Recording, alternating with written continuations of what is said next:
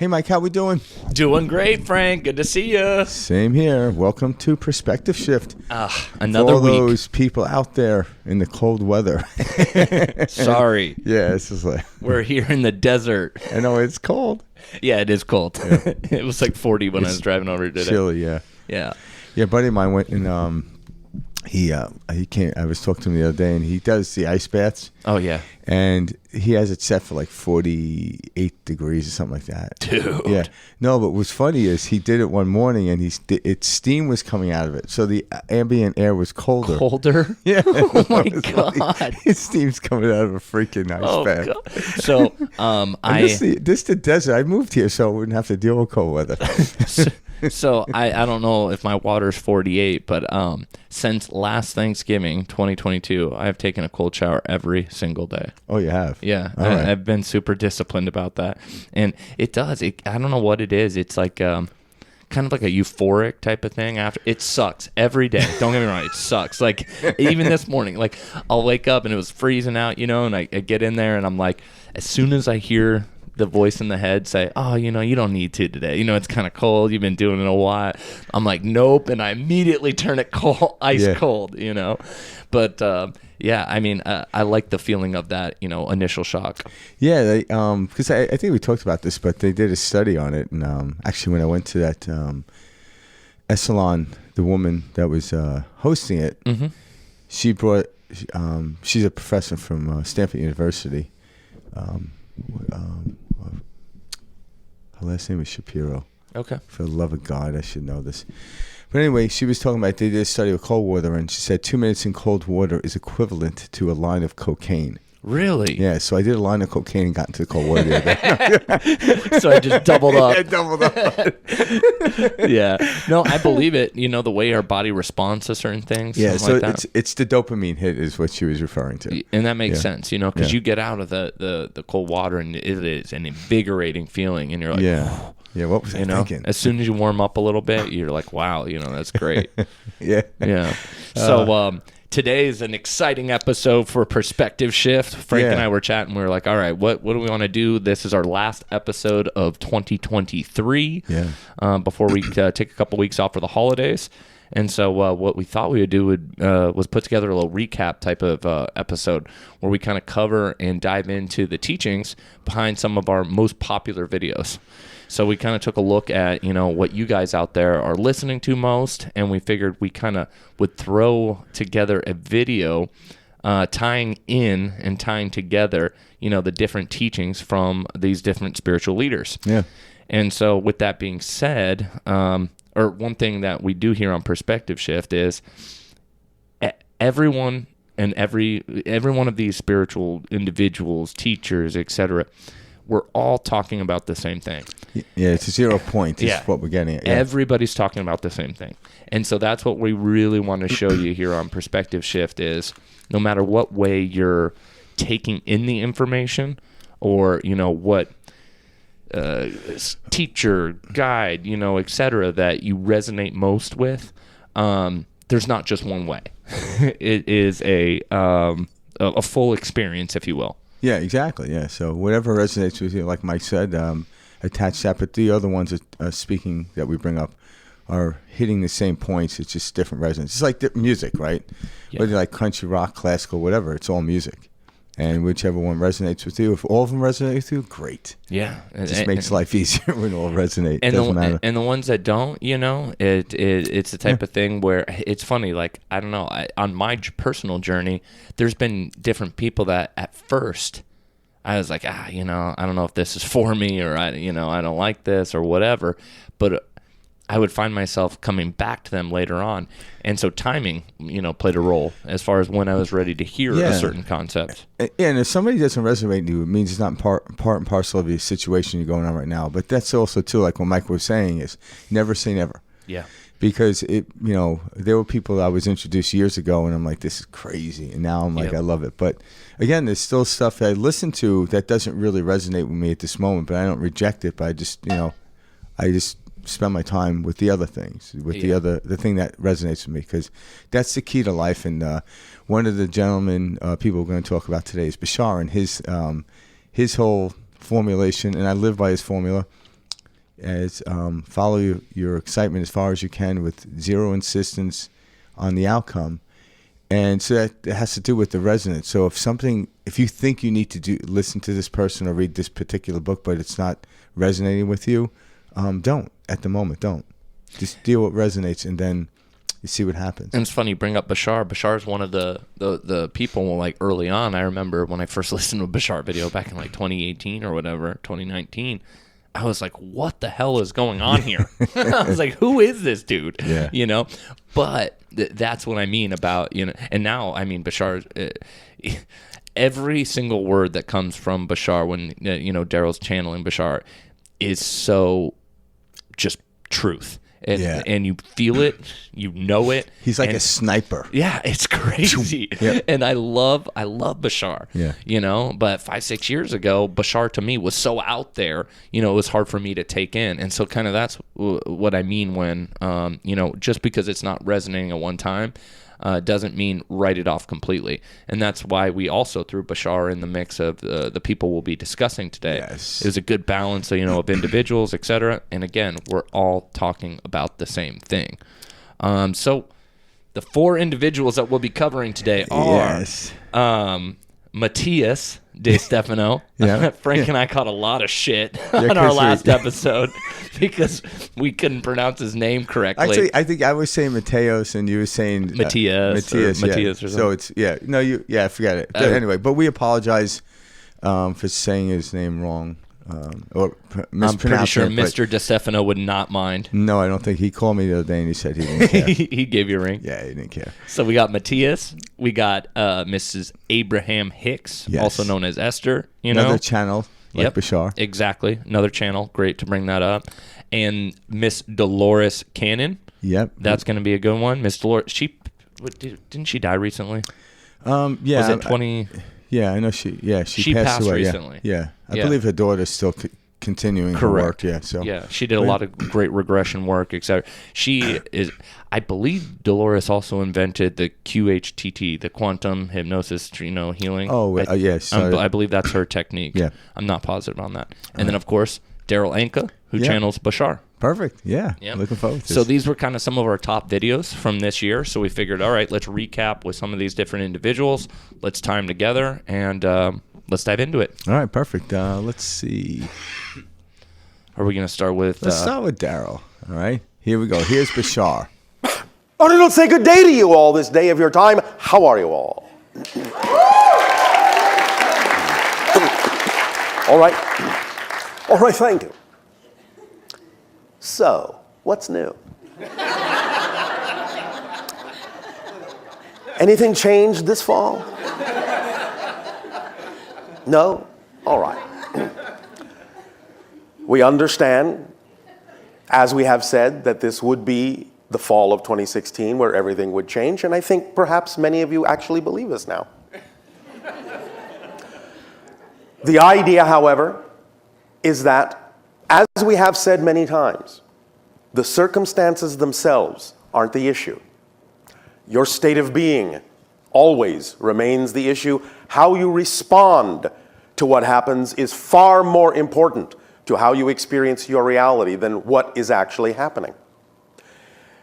The idea is to always, as we have also said, make sure that you always allow yourself the opportunity to give the circumstances that do occur a positive and beneficial meaning for you, even if you recognize that there may be things within whatever happens that you don't necessarily prefer. The fact that it happens can still be used by you in a positive way to propel you forward in the way that you actually prefer to be propelled, in the direction you actually prefer to go.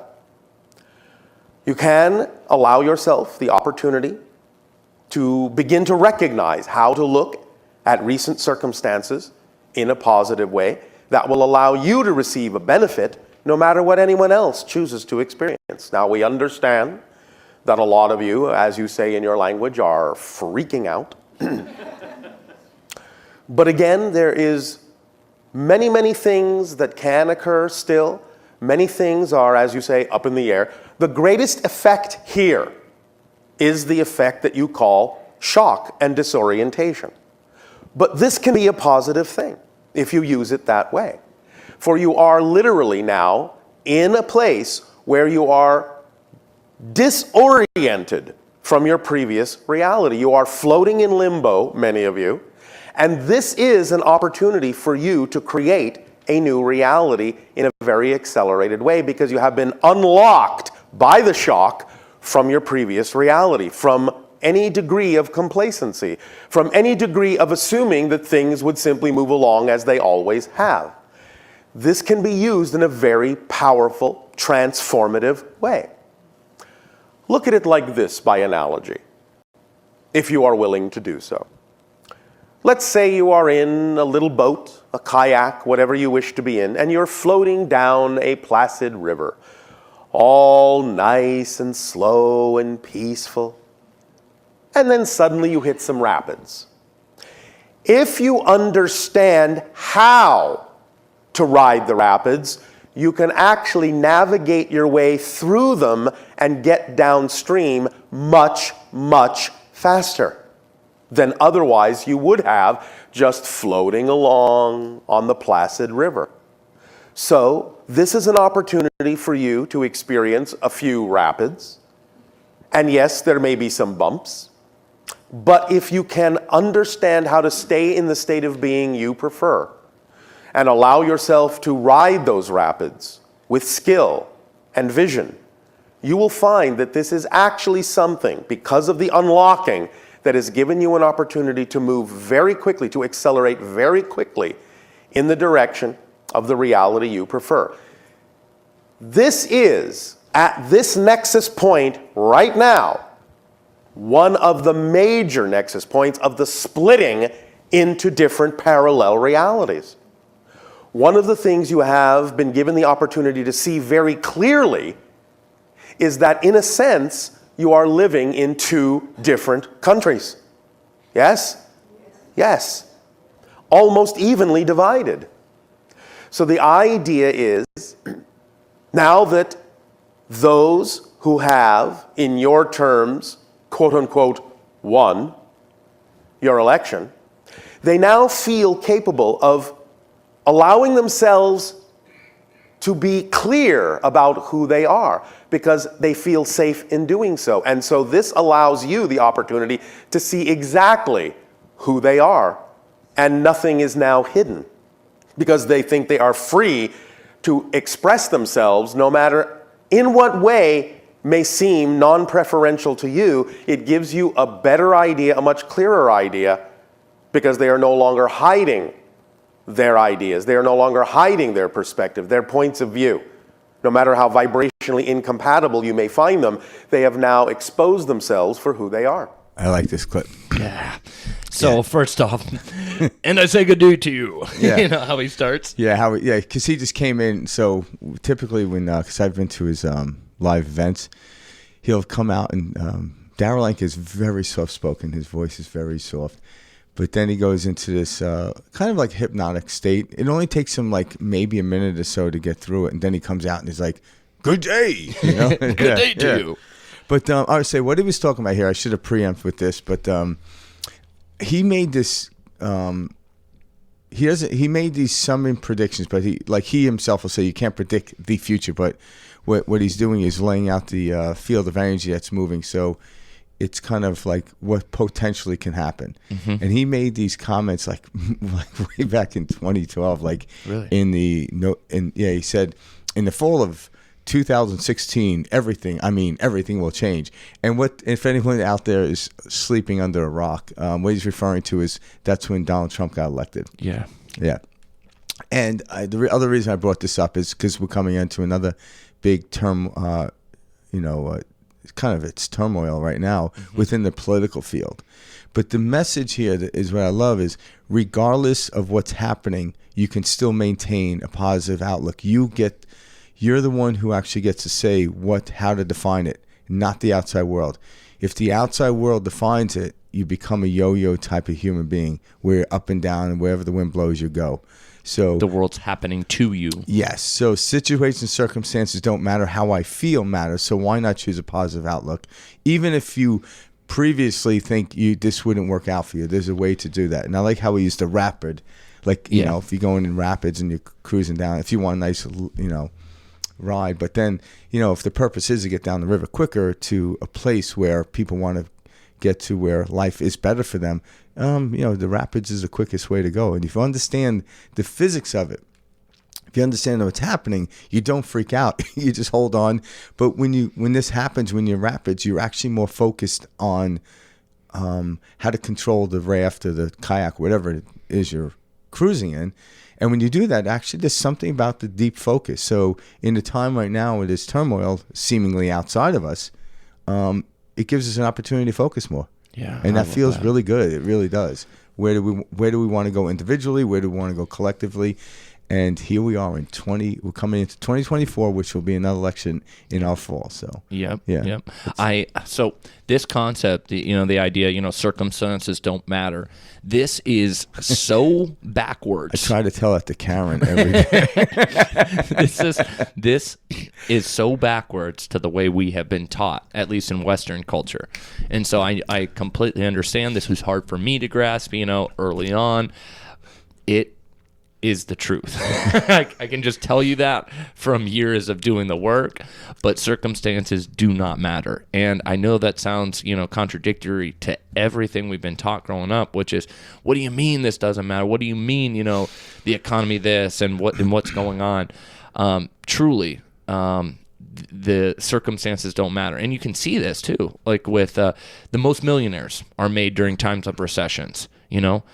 How could that be the case? The Fortune 500 companies. This is interesting. It tells you that it's 50% of Fortune 500 companies make their money in the bear market. There you go. So then the other 50 make it in a bull market. So but there you go. You know what I mean? Like to think that, you know, just because the circumstances are outside of you are not ideal, or using Bashar's word, preferential. And then ask yourself, why aren't they ideal? Why aren't they preferential? Yeah. And it's because someone gave us a definition of that, and it ought not to be this way. Correct. And then people freak out. And honestly, that right there, what Frank just described, is how we've all been living our lives, which is we are handed a belief, and we're expected to just live by that. That's what we've been taught our whole lives in Western culture, which is, hey, you know, I'm your parent, this is how life is, etc. It's hard, it sucks, you know, you got to work hard, then you die. And you're like, what the fuck? You know, and we just take this, you know, garbage that's, you know, tossed onto us from teachers, movies, you know, online social media, friends, family, all that. And we're like, yep, that's just the way the world is. Yeah, you know, and there's a lot of people that still believe that. Yeah, so, yeah. But I want to challenge those out there listening. Like, hey, don't be afraid to let go of the circumstances and really and dive into your true self. That's where you're going to find the key. The whole point of consciousness, what I love most about consciousness, I should say, when I started my journey, was I felt like I finally found like the skeleton key to life. I was like, oh, this all makes so much sense. This is what I've been searching for my entire life, because everything did not make sense to me. In fact, it felt odd. It felt hard. It felt like it felt like it should be easier, and it is. But we're not told that it is. And so we keep playing this weird game of, you know, but, you know, circumstance, you know, and we never let go and rest into our, you know, most natural true state. Yeah. And if you, like, just take this, allow yourself in a situation that comes up that you don't find preferential, and there's nothing wrong with that. What's the best definition you can do at the time? Like, I was joking last week. I dropped something like 2 or 3 times in one day, and I never do that. And I remember telling myself, I'm like, well, obviously God wants me to stretch out my hamstrings. That's like, the best way to do it. Yeah. And what's funny is, even though it seems seemingly trivial. Yeah, I know what you Frank mean. Can't speak today. But anyway, what it did is, instead of me saying I'm clumsy, which would have made me feel bad, because the definition of clumsy is no other way I would look at it, but by saying, okay, I have to stretch out my hamstrings, and it just so happened the day before I actually did a really big leg workout. So then it made me laugh to say, like, okay, God wants me to stretch my hamstrings. You know? It's funny you say that. I do the exact same thing in my vehicle. Yeah. I'm driving, I drive a lot for work. I'm driving, etc. A car cuts me off. I could get mad. What the hell's going on? Learn how to drive, jackass, blah, blah.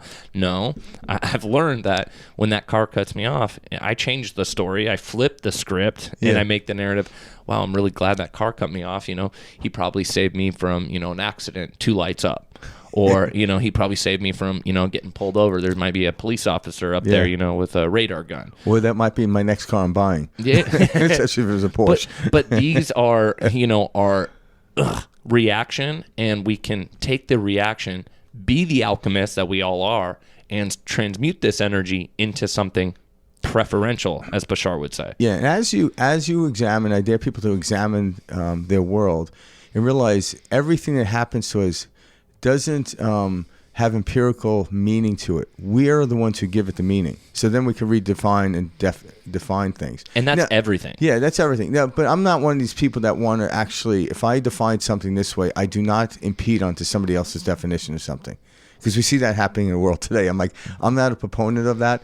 I redefine it for my own sake and my own sake only. I don't have to, you should look at it this way. I'm like, no, that'd be annoying as hell. Mm-hmm. So I define things in a direction in which makes me feel better about the situations that's actually occurring. Yeah. And then life becomes a lot easier. And then it becomes a habit. But again, like I said, I don't interfere with other people's way of looking at things. I just look at them like, well, that's an interesting way of looking at it. Well, you start to realize, Ramana Maharshi said it best, there is no other. And so to get in this tit for tat or this, tiff with somebody about, what's going on, or that's not right, et cetera, see it this way, you're arguing with yourself. The whole point of perception, and it's funny because this ties into one of the clips that I chose from Abraham, but perception is everything. So if I perceive something as this situation is horrible or this situation sucks, I am right. And so to be speaking with somebody who perceives the situation as, this is great, whatever, I can make this work, this is all happening in my, favor. Both parties are right. And that's what Frank and I are saying is there is no absolute right, absolute wrong. And that's something we also have been conditioned, through Western culture and the way we've been raised, which is there is an absolute right, there is an absolute wrong. When life is actually 1,000 strokes of gray in between. Yeah. Whatever way you perceive something, you are correct. So to fight with somebody or, et cetera, you're what you're fighting, you're saying that their truth isn't true when it is, just like your truth is true. Yeah, and it is. And knowing that, like, you don't have to, somebody else's truth doesn't have to impede into yours as well. But if you give it attention, you're trying to get rid of it, that's when it actually breaks down. Yeah. So if you see something unjust out there and you don't take care of it within, it's just going to keep you from being happy. Or because any injustice people want to get rid of is to get to the place of peace, right? Mm-hmm. Well, start from peace and then see what happens, rather than start with the war to try to get the peace. I'm like, it's never worked. Yeah. It's like putting the cart in front of the horse in that sense. And so that's one thing to keep in mind. It's not that we don't do anything, but get into the state of peace and love, and then see what permeates out. See what compels you to talk about something or do something. That's more effective, rather than coming from the state of anger, this shouldn't be happening, is just going to bring more of that actual feeling into your life, more experiences. It's going to bury you. It really will. Yeah. And it's exciting and it feels great. And these synchronistic moments just happen. Yeah. And so all I can relate this to is my journey. And things start to click and to fall into place. And you're like, holy shit, this works. Yeah, is the only way to say it. Yeah, it really is. It's physics. It's not philosophy. It is awesome. It is the skeleton key to life. Yeah, and it really is. So when you actually start to do self-inquiry about this stuff, you'll understand what we're talking about, and then you'll know. Because a lot of people, where the problem lies is, and where it lied for me early on, is I wasn't being my true self. Right, and it sounds like a weird, like true self. What my true self is, feeling good all the time, at least most of the time. Mm-hmm. Because when I wasn't, I was trying to worry about what people were thinking about you. I was obligated to act a certain way around people, do stuff. I'm like, this sucks, right? But when I dropped obligation, all of a sudden these things that are confronting me, I actually want to be doing them. Yeah. So the question is, it's not that when they say don't feel obligated, like don't do anything. It's ask yourself, why don't you want to do this? It's because you're putting the pressure on yourself, not the outside world. The outside world is just a blank slate, if you will, kind of like when you watch a play. Every article on the stage is really a mock-up of something, Yeah. I was watching a play one time, and, the people on a train, and, you see them pull up, and there's this wooden fixture, they're moving. But then within a couple of minutes of listening to them acting it out, almost like you felt they were actually on the train, but they weren't on the train. They're sitting on the stage. Yeah. There's nowhere for this thing to go. But you lose yourself in it. So that prop became a train. I got pulled into it, and that's hence why you clap at the end of the scene, because you got pulled so deep into it that it seemed so real. It wasn't. It was just a prop. I love that. Yeah. One other thing, too, that just kind of jogged my memory when you were talking about that is one of the highest vibrational states out there, I mean, next to love, true unconditional love, is authenticity. And they've done studies on this. And I was watching, I can't remember what it was, but I was watching this study that, these different neuroscientists were doing, et cetera. But one of the most highest vibrational states that you can have is authenticity. And that is being your true self, like Frank is talking about. It's loving yourself unconditionally, that I am enough. I am whole. There's nothing outside of me I need to do in order to gain the approval of others. Yeah, that's the key, because that's what a lot of people are going through right now in the world today. Is they're trying to they're trying to be their authentic self, but they need everyone else to accept their authentic self, and that's not how it works. But why do we do that? It's because we go through school and we're told, like, hey, you get an F, you're not doing well. It's because we train that. We get their self-worth based on how others think. And correct. And that's actually not being your true self, by the way. If you need other people to praise you, that isn't your true self, because that's not what we didn't come here to be praised. No. Yeah, I think I was listening. You came here to know. Yeah, I was listening to an interview with Ben Affleck, and it sounds weird, but you could tell he was definitely struggling with this. But he's being interviewed, and it says, "I cannot stand celebrity. I can't stand being a celebrity." And it's like some people are like, "Oh, boo-hoo, you." I'm like, no. I'm like, there's something here. I'm like, that he performed. I started out with he did a couple of movies before, Good Will Hunting, but him and Matt Damon won the screenplay Academy Award. They were young, so but it was their artwork that we noticed, and then his acting. I love most of the movies he was in, right? Mm-hmm. So he's a really good actor. But then there are people out there that want to go after him. They follow him around with cameras. So every time he does something, you can tell he's kind of shied off. He's not. He doesn't want to be in the public eye. But he loves making movies. So when he's talking about this, I completely understand what he's talking about. To a lot of people, it might fall on deaf ears, but I don't. Maybe there are people that love being in the spotlight, but it always seems to blind them. Yeah. It really does. But nonetheless, we typically don't want to stand out. We just want to feel good. But if you need to stand out, that's a false representation of how life really is. And if you're standing out now, somebody else is going to overshadow you, and you're going to feel bad about that. And that's where depression comes in. And we're seeing a lot of that in society. I remember this when I was young. I thought I was so so non-conformative. I was the punk rock dude. Whatever you could do with your hair to stand out, mohawk this, whatever. Well, you're in a rock band, dude. That's that's what you do. All I'm saying is I thought I was so counterculture, when in reality I was I was just the same as the other person on the other side, and we're seeing this with everything that's going on today, in our culture. And it's magnified, and it's the same case like Frank, you talk about it. The people pointing the finger, screaming fascist, are the most fascist people. Yeah, they are. They don't know it. Yeah, it's blinding. It reminded me of a story when I was a little kid.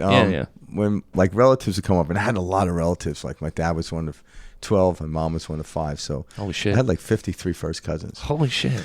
So there was always relatives coming to my house, right? Just the way it is in New York, and people just pop by. And my my mom would stand me in the middle of the room and make me sing Raindrops Keep Falling on My Head. That's so funny. No, what's funny is I thought it was like I was good at it. Everyone was laughing at me because the way I did it. I thought I was good my at parents were putting at me like, "Oh my God, you want to see something funny? Hey, Frankie, come here! Raindrops keep falling up." Everyone's laughing. I'm thinking like, so I kept singing loud. I realized, they're fucking laughing at me. That's hilarious. Love you, Mom. That is hilarious.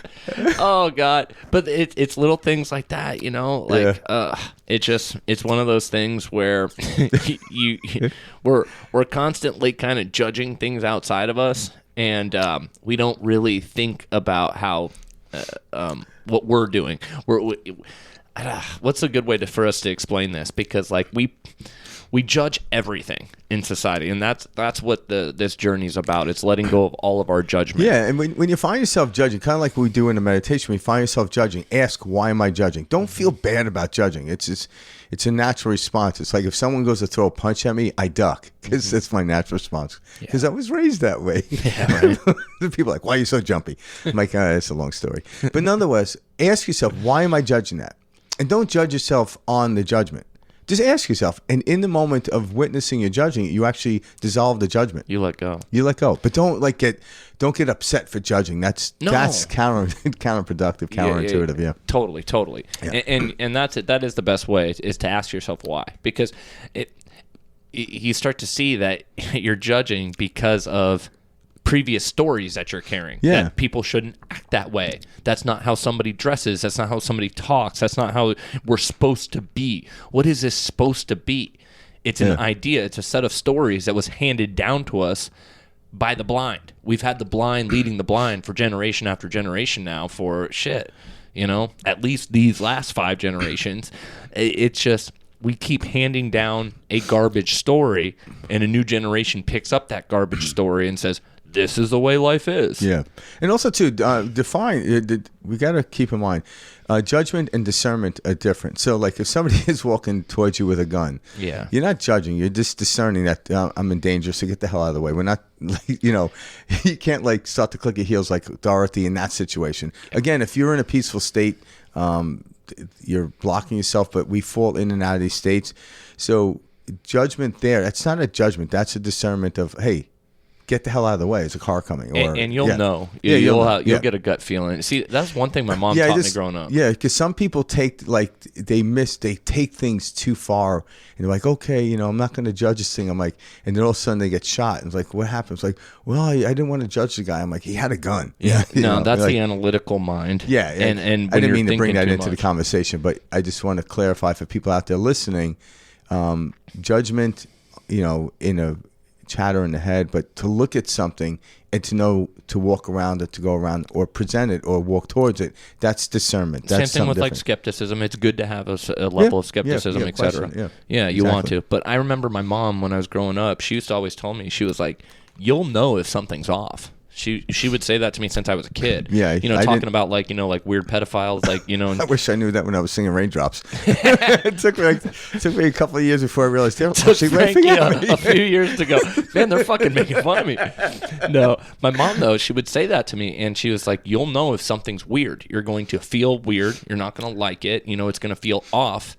Listen to that, and exit the situation. Remove yourself from the situation." Is that when you came out of your room and says, "Mom, I'm not doing homework. This feels weird." I wish. Yeah. No, it was more like I did trust that feeling though. Like when I met certain people, or you just get put in these certain circumstances where you get this gut feeling like, hey, something's off here. Like who you can trust, and when you're being sold on something, and just listen to that feeling. We have this like built-in guidance system, and it's weird because society teaches us not to listen to that. Like, oh yeah, don't listen to that. Go to a doctor and have them validate this for you. Go to this person and have them tell you how to feel. That's what we've been taught our whole lives, when in reality, you know yourself the best better than your doctor, better than anyone out there. You know what's going on within this instrument. And we're honestly taking that power away every day in Western culture. Yeah. Don't listen to yourself. Don't listen to yourself. Get validation from the world outside of you. This is how you're going to know. Yeah. And that's not the way. And that's why you keep getting stuck in these crazy different patterns. Yeah. And everyone's banging their head against the wall going, what the hell? I'm taking all this medication and I still don't feel well. Yeah. And that's why the 4 teachers and a lot of others are helping us restore that principle in us. Absolutely. So that's kind of why we do perspective shift. So who should we do next? Well, let's do on the roulette wheel of our 4 different guests. Let's do Matias. All right, let's jump in. All right, Mr. Matias. Here we go. So what intuition means? Intuition comes from the words in and tuere in Latin, and tuere means like to watch, to contemplate, to observe. So in tuere means to be in the process of contemplation. To be in the concept, to be in the process of contemplation. So basically, intuition is to observe yourself, not to take action, but to perceive. That's it. So the process of intuition takes us to the depth. As we spoke yesterday, this higher being that is observing and watching everything, it can only watch, it can only see. It sees things in the outside. But it cannot pre-visualize the things. It can visualize the reality, but this thing cannot pre-visualize. And what it is to pre-visualize is to not to see what I have in front, but is to close my eyes and wonder by resonance, by vibration, what is the action that that thing is going to take. And the only way in which I can do that is by feeling and imagining. So intuition is to understand, okay, that everything is in such a way connected.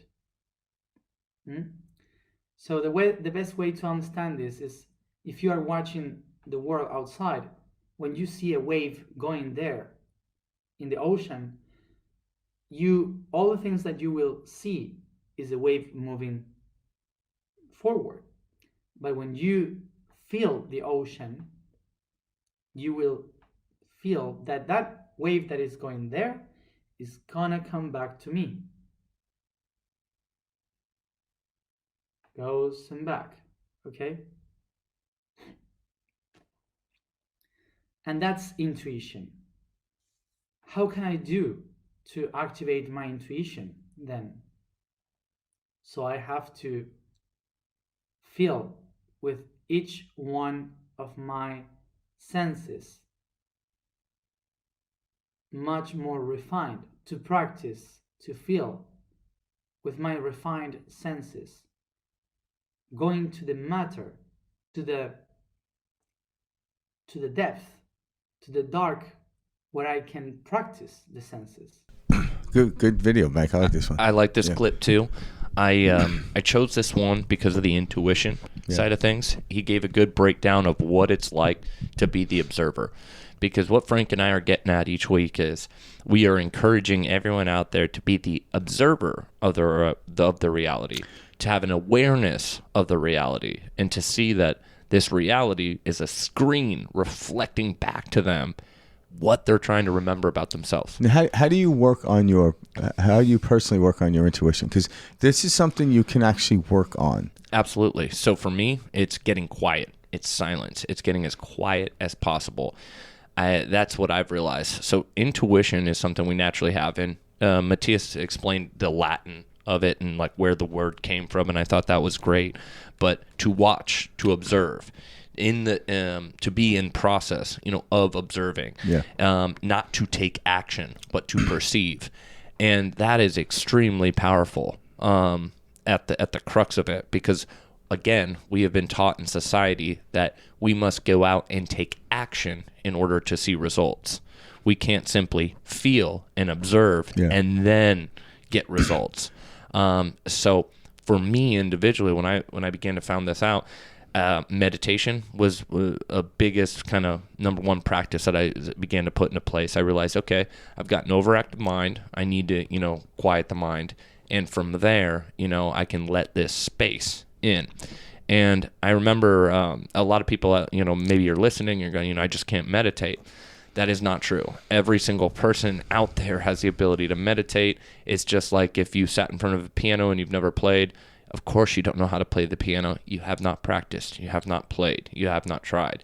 Anything out there you can do with repetition and practice. You're creating new habits. What it is on a scientific level is you are wiring new brain neural pathways and creating new habits. So you can meditate. For anybody out there who's hesitant or think they can't, it's just simply a practice. I had an extremely overactive mind, growing up, the whole ADHD brain, etc. Again, ADHD, something we made up, our culture. You go back to the 70s and earlier, ADHD wasn't a thing. It didn't seem as prominent. It became a thing. Yeah, it didn't seem as prominent, but it was there. What it is kind of like intuition is the ability to move through the world without a plan, in a sense, because the universe itself is a very well organized plan. So what creates the overactive mind is, I think I need to know what is going to happen prior to stepping into today. And that's really what creates it. So like Mike said, by closing your eyes and just, do this with small stuff, because this is a practical thing. All right. So you got your day, and most people plan their day in their head, or they write it down. They really have to plan the day, but you really can't plan your day. It hasn't happened. So you're actually planning it based on old historical beliefs, or memory, what we call. All right. But if you close your eyes and envision what your day will look like, how would it feel? And then, make sure it's something that you're allowing yourself to do. Don't if you have a big meeting and you have to say something, that might not be the time to do it. Although at some point in your timeline, you'll get there to where you don't prepare, because it's already prepared. That's the essence of intuition. The intuition is allowing you to move through the day and knowing every moment and every day, you know everything you need to know in that moment, not a moment too late, not a moment too soon. But by planning it is where you get the chatter in the head. So do this with small stuff, like do it on your day off and say, okay, hey, I'm going to go grocery shopping, right? Just think about what you need, how it feels. Close your eyes and don't even write a list. Just go for it. See what happens, all right? And just see, oh my God, like a thought will come, you walk down an aisle and there's this very thing that you needed but you didn't think of. Mm-hmm. So that's how intuition actually works. So start with little small things and then realize in the end of the day, in the universe, there's no such thing as small and big. We actually create that illusion. And the better you get at it, you don't prepare, because the universe is already prepared. You just step in. It's kind of like a great sequence in movies or comedies, especially, but in movies, is when the director will set out an outline in a scenario, but allow the great actor to say how respond to the other actors without a script. Another way to say this too is, or at least something that I experience, is learning to trust. We don't trust. Well, because you can only trust something you experienced. Mm-hmm. So I can trust pizza tastes good, mm-hmm. especially if it comes from a certain place. But I actually like all pizza. So trust is something you have to experience it to have the trust in it. Otherwise, that's weird. Mm-hmm. Because I don't trust something that someone trust me. I'm like, I haven't experienced that, so I'm not going to trust you. Mm-hmm. But until I have the experience, all of a sudden now trust is this ultimate knowing. So we do these little, like going through the grocery store, we start to see these things fall into place, and this trust begins to build and build and build. And I know what you mean, because that intuition is our greatest gift. It's something we all have. It's this higher self. It's this higher guidance. We all have it. We, again, just growing up, are taught not to trust that, and that there's a certain way we must go about things, in order to achieve what we're looking for. Hey, you can't trust that. You got to know that. You got to learn that. Yeah. You have to do this, and this before you can get that. So what we were being told was we are being informed about the world around us. Mm-hmm. Now let's break down the word. Just to play with the play of words. Informed. We were put into a formation. So take that. Formation is a lockdown, solidified setting. Mm-hmm. But if we actually are inspired, placed in spirit, that is actual intuition. Yeah. So once we lock down a form, but if I set a form and something falls and happens outside this form, I lose my shit. But if I'm inspired, I float with this spirit, which spirit is energy, like a river. I just go with it, and I'm like, interesting. Mm-hmm. All right? But information places us in a formation. And, so you know anything about military, like everyone has to listen to the leader, even though like they could see something coming, but if they speak and step out of line, they'll be shut down. Mm-hmm. But yet they can see something that somebody else can't, but they kept their mouth shut and they end up getting hurt. Mm-hmm. So information, be careful about, because we're moving in from a place from information into inspiration, which means to be inspired by, to move by energy, which is another way of saying intuition. I love that. Yeah. Yeah, very well said. I wrote down one other thing about this was the higher being observing. So as you're on your journey and, as you begin to quiet the mind and, you have more awareness of what's going on and you begin to observe your reality, it's crazy. Like there have been times when I'm like at work or, I'm interacting with a client and stuff and I step back and it's weird. It's like as if I'm behind myself observing what's going on and I just see the play kind of happening and, me interacting with them and doing whatever. And it's almost like observing from behind and above. And there's like this very like peaceful nothingness, which is like you're watching this all happen. And that is like an enhanced state, like an enhanced level of consciousness that you can experience. What aren't you doing when you're in that situation? No thinking. You're not judging. Yeah. Oh, thank you. You're not like, oh shit, This shouldn't be happening. Yeah. Because when you say this shouldn't be happening, you're actually wasting your energy, the thought process in your head, and actually makes you tired. So all of a sudden now you saying this shouldn't be happening, you're becoming tired, you're actually blaming this thing happening on you being tired, and that's not the truth. Yeah.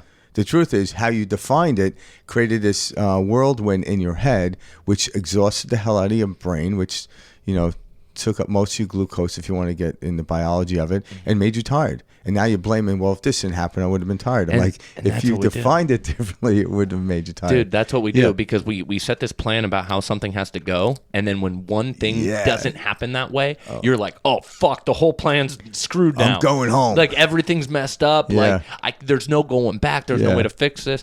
That's the problem is like we think we're like, oh, shit, it's off the rails now. Yeah. And it's funny. I still fall into that, But when I do now, I recognize it, and I laugh at it.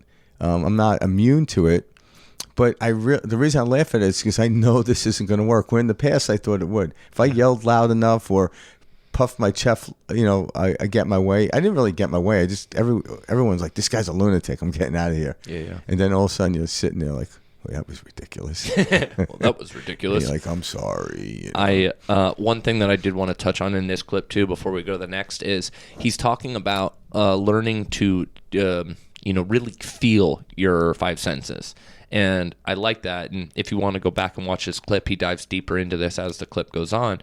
But we're all looking for like this, like different experience, as if like. You're going to have this awakening where like now everything's in neon and you're in this different world. And that's not really what it is. It's like you become more in tune with your senses, your touch, the sensation of touch. the sensation of taste. Like when you begin to taste your food and appreciate and taste things, the music you hear, the birds chirping outside, you begin to these heightened senses is what starts to happen. Yeah, just like Mike appreciates cold water now. See, that's I don't know if I appreciate it, but it's you appreciate the effect of it. Yeah, right. You redefined it. I do not focus on the cold. No, but I'm saying you redefined it and allow yourself to actually jump into it. Totally. So, but what he's talking about with like feeling these senses, I just want to kind of throw a overarching blanket on it. Is he's talking about being present? That's what we're talking about. Tasting the food you are eating in that moment. Listening to the conversation with the person in front of you are having. We are so onto the next in our heads. We're not enjoying the lunch we're eating because we're thinking about the work that needs to be completed after the lunch as soon as we get back to the office. Yeah. We're not enjoying the dinner with our wife because we're worried about, what we're going to watch later that evening. We are never in the moment, ever. And if you're honest with yourself, you'll say that. I'm never in the present moment. I am always thinking about the next task, what needs to be accomplished next, or tomorrow, or that year, etc. And the more you can pull yourself into the moment, the more heightened your senses will get. Yeah. And, Mike mentioned earlier about the idea of meditation. A lot of people say, I can't meditate. Here's an easy meditation. Grab a pencil, close your eyes, and just feel every inch of the pencil. Nice. Because now you're not looking at it. You're actually noticing the feel of the pencil. And all of a sudden, that is a form of meditation. It's going to quiet your mind. You can feel the wood. You get down to where the lead is. You can feel the eraser and the metal that's actually holding the eraser on. You can feel the octagon. I don't know if it's octagon. How many sides to a pencil? Yeah, whatever it is. Yeah, some round pencils. But you feel the texture of it. And all of a sudden, you're actually just feeling the sense of it. You're actually present in that moment. That is a form of meditation. Mm-hmm. So, yeah, close your eyes, grab a pencil, or whatever object it is. Mm-hmm. And just notice how it feels, the texture of it. You're being present. Great point, because a lot of people only think, or think meditation is you have to be sitting in lotus position, going om. No, yeah, that is a form, but of course, but there are so many different types of meditations. Dr. Joe does a great walking meditation. Yeah. There's all sorts of stuff out there. And all it really is, guys, is a form of training the brain. Just stay present. Yeah. Exactly. Yeah. Who should we jump into next? Let's see. Let's do Abraham. Abraham. Yeah. All right. Yeah, we go. It's like unconditional means finding the feeling and that being everything. Conditional is, okay, I'll find the feeling, I'll work this out, and it will produce these results.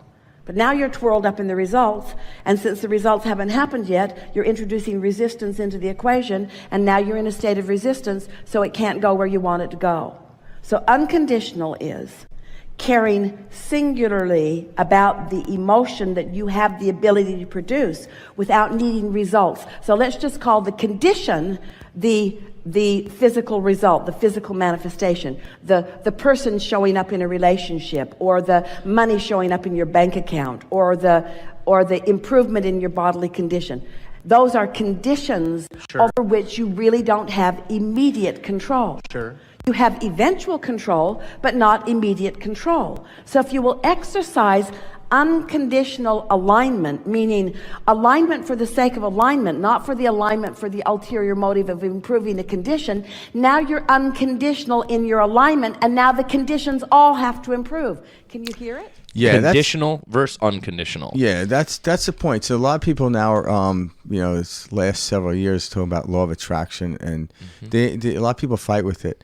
But when you actually go into your imagination to imagine something, say like a brand new house, a new car, or a new person, whatever it is, when you do that, it's the feeling of it, but you have to feel as if you already have it. So therefore, it isn't missing from your world. But then when you open your eyes and keep looking, it causes a problem. Why is it that you want that house? Why do you want that car, that new job? It's because you think having it will make you feel good. Well, making you feel good, like, again, me and Mike touched on earlier, we're creating the definition of the outside world to make us feel good. The outside world does not make you feel good. It represents the expression of feeling good. It's how the artist, like when an artist paints something, that is a representation of what was going on inside. And it was nowhere near perfect. Mm-hmm. The representation, how they felt, was perfection. But then when they try to transcribe it or translate, just like these words come out of my mouth, they're very incomplete. But I'm not going to stop talking. I love it. You know, I'm going to try to get to this really narrow point, and I know I'll never achieve it, but who cares? It's fun doing it. It is fun doing it. But that's really it. When you actually can sit there in the moment and imagine yourself having this and feel good, that's bringing you back to the present moment, like we were talking about earlier, based on, you know, what Matias was talking about, being intuition is being in the present moment. Yeah. That's all we need. Then you stop looking outside yourself. Where is it? Is it coming? You know, if it's part and parcel of your experience, it will show up. If it doesn't show up, it's not part and parcel of your experience, period. Mm-hmm. Now, a lot of times we do have the ability to imagine something and it to come into fruition. Why is that? Because our intuition already told us it's going to be part and parcel of your ability, you know, of your experience. But sometimes it always is not. Matter of fact, there are things that we imagine that never come to fruition, but because we generate the energy to allow it, and we just kind of allow that to seep in, something greater in its place came in over and above. And that's what we have to remember, because what we think is the ceiling to the what we call the thinking mind is literally most likely the floor to the higher mind. So because we can only think about stuff we already know, and if we already know, well, how come it's not making us excited? And I'm like, come on. So, but use things to feel excitement, but then let go of the thing 100% completely. It's the moment that I want to feel good. I'm like, I could sit there and think about Hawaii and feel good. I don't need to go to Hawaii. Now, what happens is, well, son Karen's like, I booked us a trip to Hawaii. I'm like, you don't say. You don't say. You don't say, you know. But if it didn't happen, I still had that feeling of just thinking about Hawaii. Yeah. And that's what all I'm after.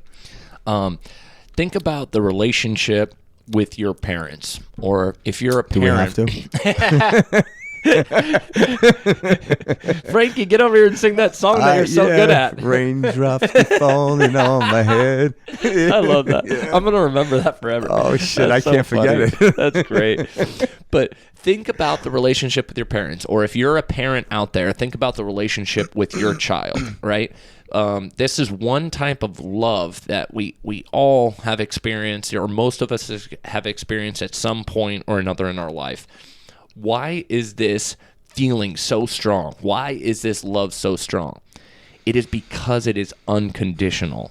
There is no conditional love when it comes to the love of a parent, or the parent with the child, etc.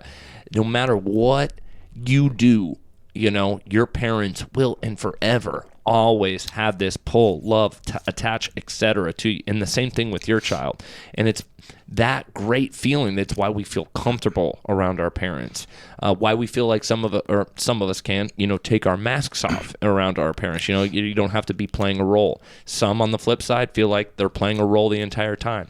But the reason I use parents is, or, you know, your child, is to kind of give you an idea of that really strong love pull that we have all felt at some point in our life. And that's because it is unconditional. The conditioned aspects of life are everything that we've been taught. You need to make a certain amount of money. You need a certain type of prestige. You need certain things in order to feel good. These are all conditions. You know, have you met these? Okay, until these conditions are met, why do you feel satisfactory, or why do you allow yourself to feel good? You haven't met these conditions. You don't have the white or the house with the white picket fence.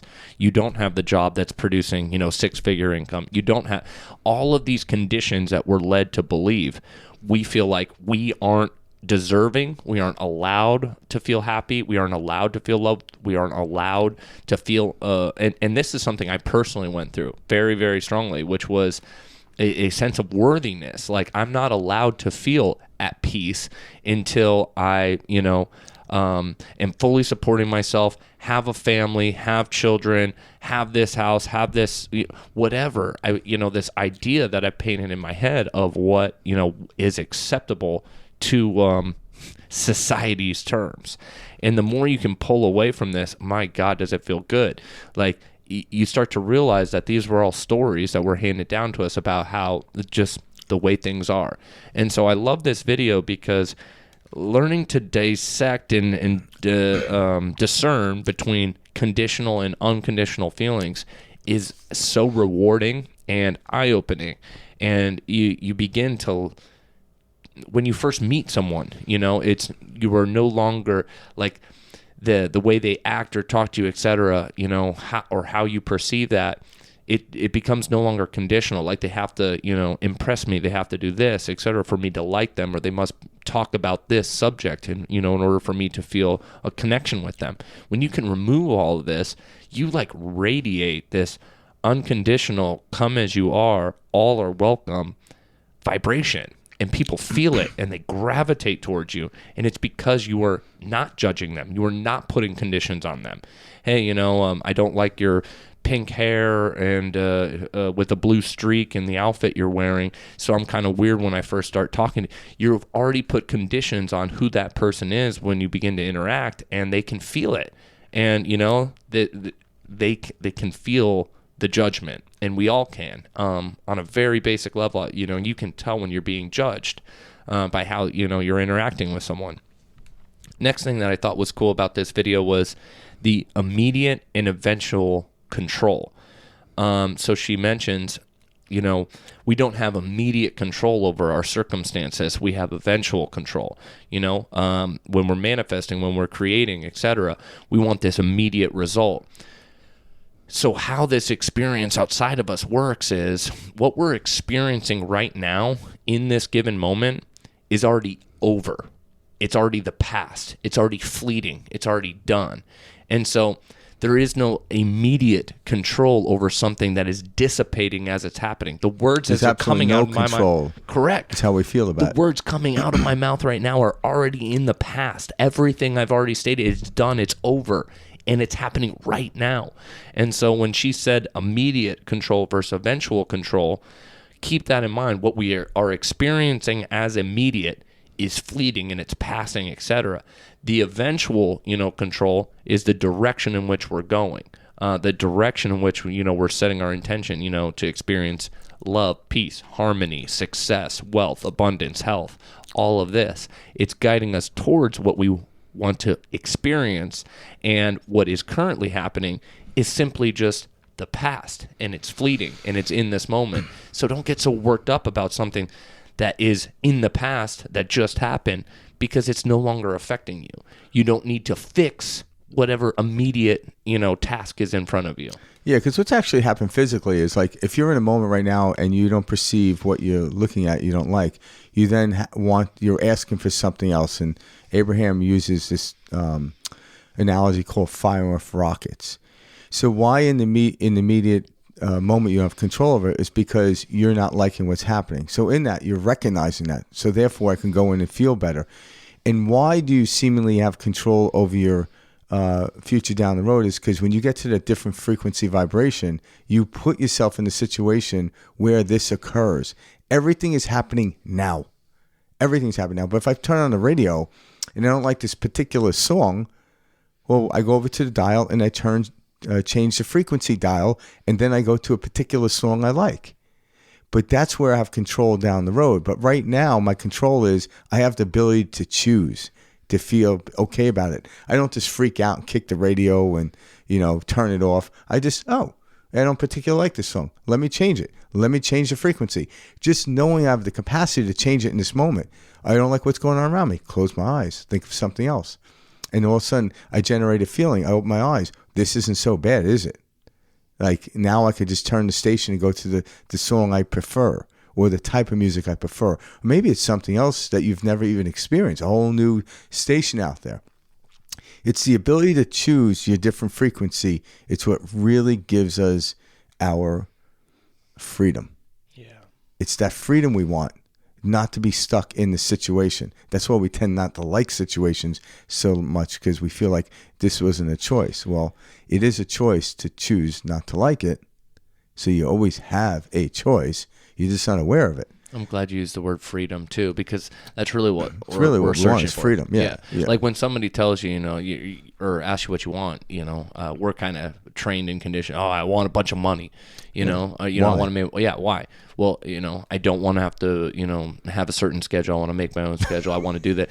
What are you describing? You're actually describing freedom. It's funny. I was at a conference one time, and this woman gets up and asks this guy a question, and they start talking, and he's like, she's asking all these questions. He's like, what is it that you want? She goes, I want to be a millionaire. And he goes, all right, if you want to be a millionaire, your best friend's going to be a lawyer because everyone's going to try to take your money. So he took even being a millionaire to some problematic aspect of life. So, and what he was really getting at is that's not really what you want. You want freedom. Correct. All right. But the thing is, guy was a billionaire, I believe at the time and whatever. He says, but my best friend is now my lawyer. I can deal with this shit. It's not a big deal. I get sued every year, but it doesn't bother me. I got to the place where I was already acclimated to these type of processes. Mm-hmm. So right now, if you can't handle getting sued, you're not ready to be a millionaire. That's pretty much how he was saying it. It's just one way of looking at it. And that's another good thing to bring up too, is we all think we want all this money. Well, with more money becomes new things. Now you got to keep that money. Now you have to invest that money. Yeah, listen. There's all these different things. It doesn't just get easier once you begin to obtain more and more money. No, it doesn't. But me and Mike are not talking anyone out of more money. Never. Yeah, but if I want more money, if I want to see the top of the mountain, I have to climb to the top of the mountain one step at a time. So as I'm doing that, periodically I'll look back and I'm like, wow, the valley looks pretty good. So all of a sudden I'm feeling good as I'm moving up the mountain, not only waiting to the pinnacle. Yeah. If I wait to the pinnacle, I'm going to be too tired, sit down, and then fall off the other side. I'm like, son of a bitch, I missed the whole view. Exactly. So as you're walking up each step, look at how high you're getting. And in that moment, no matter where you are in the mountain, appreciate that. Soak it in, because each step represents a different frequency of the valley in which you're looking at. There isn't a better point on the mountain. There's a greater point on the mountain from mathematical understanding, a higher one, but it isn't better. Enjoy every moment. People are trying to wait just to get the pinnacle to open their eyes and finally do that. And they open their eyes, their kids are gone. Their wife left them for the pool boy. Yeah, seriously though.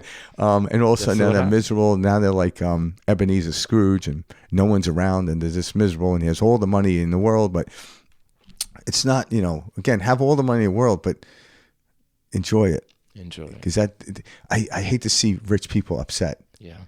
Poor people, it's easy to see why I'm upset. I get it too. Not that I like to see that, but when rich people are upset, I'm like, I don't get it. I don't get it. It's because they were just waiting to get to the pinnacle, and they got there, and they never bothered to look around to see what the hell they were even doing. Yep. So, and we see that all the time. Yeah. Yeah. So our last speaker for today is going to be Dolores Cannon. As you can see, guys, these different clips that we selected for this week are really to kind of tie together these overarching concepts that exist. That come from different modalities and different people, like different walks of life. And they're all bringing us back home, bringing us back into our heart, bringing us back into that quiet space. I didn't even think about when we brought this up, because we brought the reason we picked these 4 people. They were the top ones on YouTube. I don't know about Spotify, but on YouTube. But now I just realized this overarching coincidence. So we had 2 of them were obviously channels, and then 2 of them actually are dealing with past lives. Oh, cool. I didn't even think Dolores, about that. That's what she does. She does past life regression. So here we go. Little coincidence. So here, see, Mike and I, he came to my house this morning. We did a meditation. Yep. And before we stepped into the studio, it was like, okay, you get these 2 videos. I'll get these 2 videos. And I was literally in here in the studio. I'm like, trying to find the perfect video, because I was trying to find the perfect video. I couldn't. Like, fuck it, I'm just going to put this one in. I was really frustrated the hell out of myself. And then I just let go, and it didn't. And I was like, oh, it's the perfect video. Like, and again, they all line it's a well-organizing principle system. I just finally... The machine is working. Yeah, but my mind was like, I need the perfect video. Yeah. Why didn't I work on this last night? This is what we do, That's a perfect example of what we do daily. And then here it is, and my name happens to be Daly. So I can't help to do it daily. All right, that was corny as shit. All right, anyway, so Dolores Cannon, here we go. Let's dive in. Make yourself sick. And to my clients say, well, what do you mean I don't want to be sick? But if the mind is that powerful that you can make yourself sick, it's also powerful enough to heal you. I found a way where we could heal instantly anything, absolutely anything, any disease, any illness, everything. I have them coming with every illness you could possibly think of. I see miracles every day in my office. And they wanted me to teach this method so everybody would know the importance of how you can use your mind. You have no idea how important, how powerful your mind is. You are a great and powerful creature. But that's the idea, is to show people you're more than just a physical body. You have such wonderful capabilities. And now is the time to bring all of this back and to show other people how we can do it ourselves, how you can use the power of your mind. You can change the script anytime you want. I love that. See, I did that on purpose. Perfect ending clip, by the way. And that was the first, when I pulled up her today, that was the first one that came up. Was it? Yeah, so it was like, it was the lazy part of me. I'm like, I'm going to choose this one. I saw this. I'm like, okay, this is exactly what I want to talk about. Absolutely. So in the beginning, when she talks about anyone that has any disease, she used disease because that's usually the scariest thing, you know, because if I'm poor, I can do something to get out of poverty and how we think. But if I get cancer, a lot of people think it's the end of them. Correct. Right? Well, we've been taught that. We've been told that. We've been informed that. Yes. So we live by that story. Yeah, and also to keep in mind, like, if she continued on about this whole concept, we can change the story.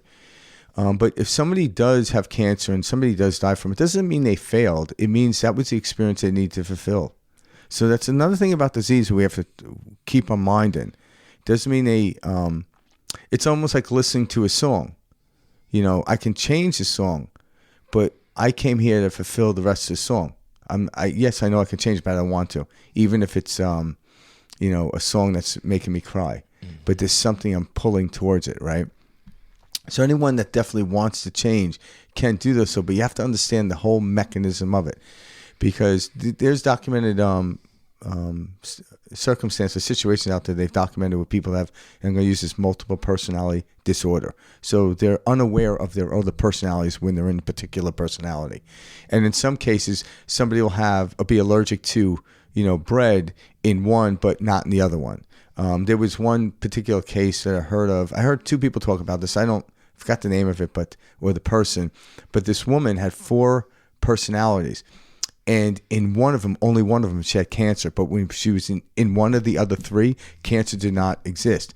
Why is that? Because she was a completely different person from a different structured vibrational frequency. In other words, she was on a different place on the mountain.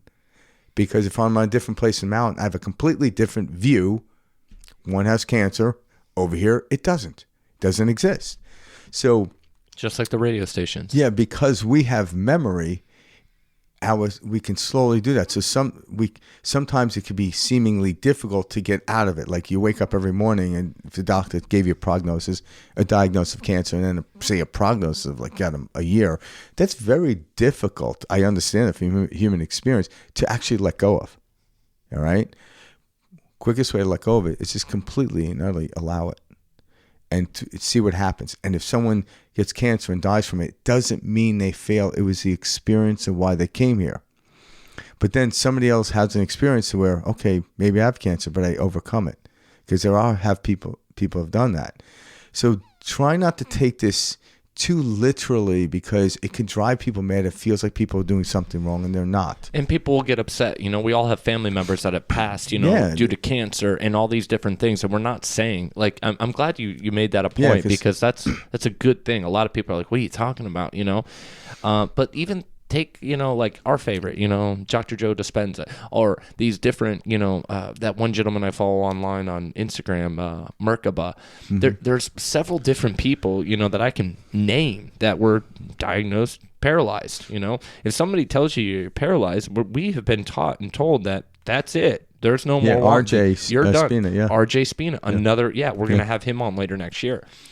All of these guests, or all of these, people are people who said, okay, I was told this.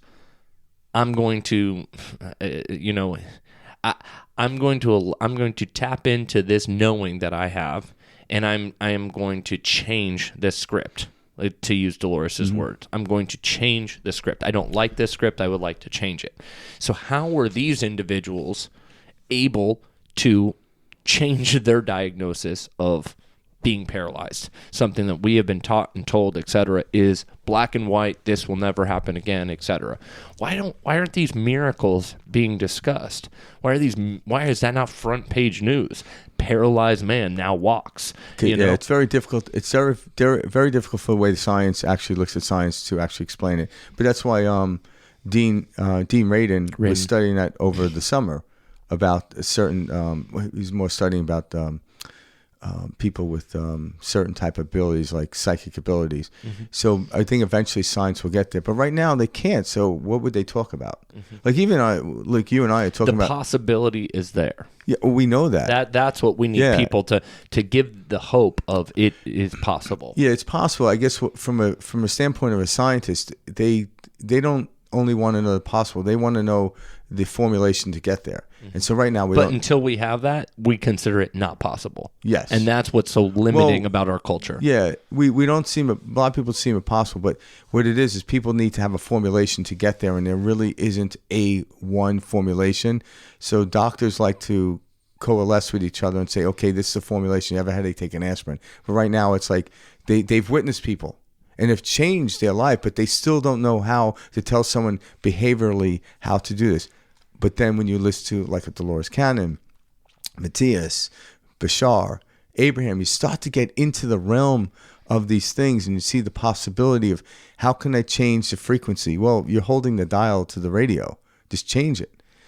But remember, is the song you're listening to something you still need to fulfill for the experience while you came here? The other thing to remember is we're infinite beings. If you're going to live 1,000 lifetimes, dying of cancer in this is not that big of a deal, so to speak. All right?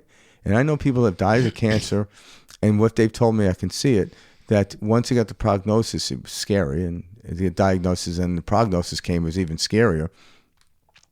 But they've learned to live with it, and they were at peace with it. They didn't suffer.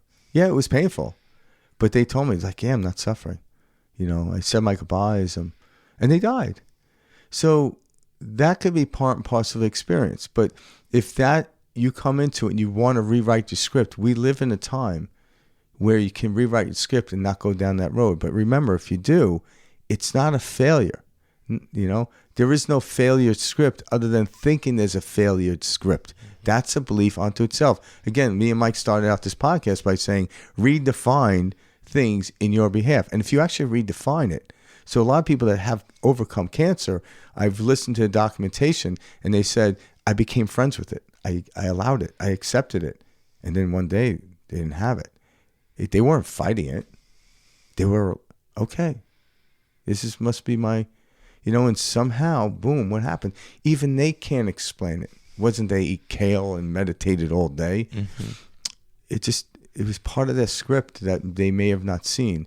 But once we actually, I can control my script now. Like, yeah, we can. We just have to let go of the old script. So sometimes people can't let go of the old script. Okay, why can't I let go of the old script? Maybe there's a lesson there to be learned in a cosmic setting. Maybe you have to fulfill this. I don't know. I wouldn't, but I know this. There are things in my life I've changed the script on. And there's still things I'm holding on to. Because there's a lesson here for me. And I'm going to fulfill that lesson because I came here. Not to override it, but to fill it. And then there's lessons I was still doing, and I realized I've done this like 30,000 times. I got to let this one go. I got to let this one go. Yeah, like singing Raindrops Keep Falling on My Head.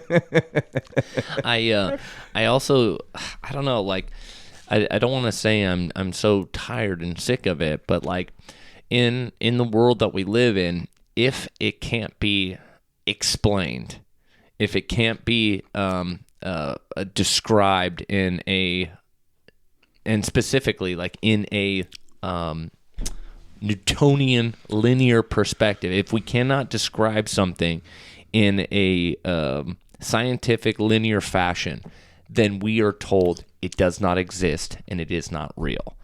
It's not possible. Yeah. Yes, and that it's not possible. And this could not be further from the truth. And we see this all the time. And we say, rely on the science. Well, the science changes. When I was growing up, Pluto was a planet. When I was growing up, milk was good for you. When I was growing up, everything is evolving. Yeah, so to take something and say, this is the way it is, only way, etc., it's the farthest from the truth. Yeah, so now we're living in a period, like you said, milk was good for you. Yep. I grew up with the Got Milk campaign pushing hard. But for people, milk is still good for them. Of course. So it's how they define it. So we live in a world where all these definitions are coming out of us. And so the thing is, if I like milk and I feel it's good for me, I'm not going to argue the point with someone that says you shouldn't be drinking dairy. Because now they're going to take me off it's almost like my song is better than yours. And then I change the station to your song. And in the interim, I'm actually listening to 2 songs and I'm not even getting to listen to my full song. And that's not the truth. Based on their suggestion, I changed to their song, and because the discomfort of changing, I didn't like it, so then I blamed my song for it. That's really what's happening here. So we're actually keep buying into other people's definitions. You're not becoming your true self. Yeah. But so all of a sudden, if milk or whatever kind of food you want or whatever you're doing, it works for you, don't need to speak about it. Don't need to compare it, because somebody out there like, that's going to kill you. I'm like, well, something's going to kill me. I always say that to people. I'm like, yeah, something's got to kill me. It's kind of like everything that comes out of California that has the "this may cause cancer" sticker. Yeah.